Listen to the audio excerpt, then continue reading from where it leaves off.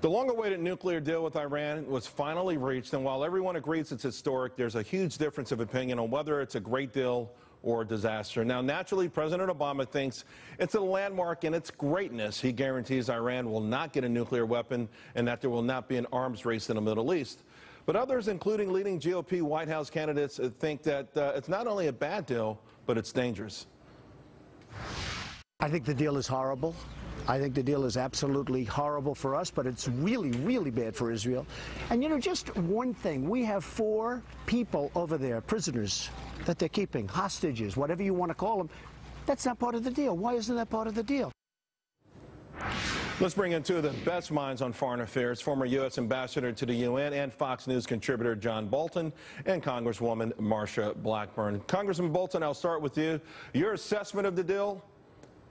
Well, I think it's a very bad deal. I think you've got a nation that's been violating its commitment under the Nuclear Non-Proliferation Treaty not to seek nuclear weapons for 35 years, now saying, actually, we'll abide by this agreement not to seek nuclear weapons.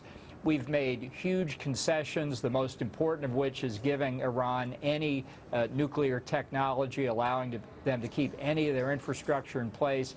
The inspection regime is inadequate. Iran is going to get what it wants most of all, which is relief from the sanctions.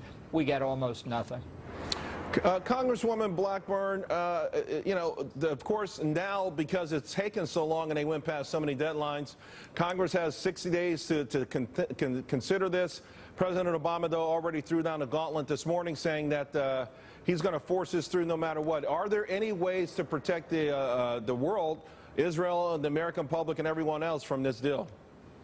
Well, maybe we should keep extending the deadline and not do it in 60 days. But I think that what we will do as people, the more people know about this, the less certain they are. Even people that had said, well, maybe we ought to do this. When you can't have spur-of-the-moment inspections anytime, anywhere, and you're going to give them 2 weeks' notice, I mean, what kind of inspection regime is that? When you say no arms embargo after 5 years, you've just got 5 years of that, and you've got Russia and China chomping at the bit to get in here and sell arms.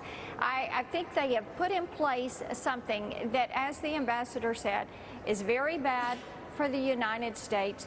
We didn't get a whole lot out of this. It is going to be very difficult to police because of the way the compliance is written into this and the lack of transparency. You know, and to your point, not only is it 14 days, but then there's another mechanism where it takes a week to go to a committee, and then Iran has 3 days after that committee. So we're talking 24, 26 days. Monmouth College did a quick survey on it. 55% of the American public said they have zero trust that Iran will follow the rules. 35% said they have little trust. Only 5%, Congresswoman Blackburn, said they trusted it, and it was the first thing you put out in your communique today. Yes, that's exactly right. People do not trust that Iran is going to abide by this, and they're very concerned that Iran is going to get sanctions relief. They're going to rebuild their economy. They're looking at being able to establish these trade routes for weapons. We are very concerned about what this does to Israel, what it does to Saudi Arabia, what it does to a Mideast arms race, and you look at something that is going to intensify the situation in the Middle East, not calm this situation down. I am very concerned about it. We're working on a couple of things that will address the situation with Israel, and you know, I think that there are plenty of questions on this one. Yeah, absolutely. Of course, Benjamin Netanyahu calling it a historical disaster. Thank you both, Ambassador John Bolton and Congresswoman Marsha Blackburn. We really appreciate it.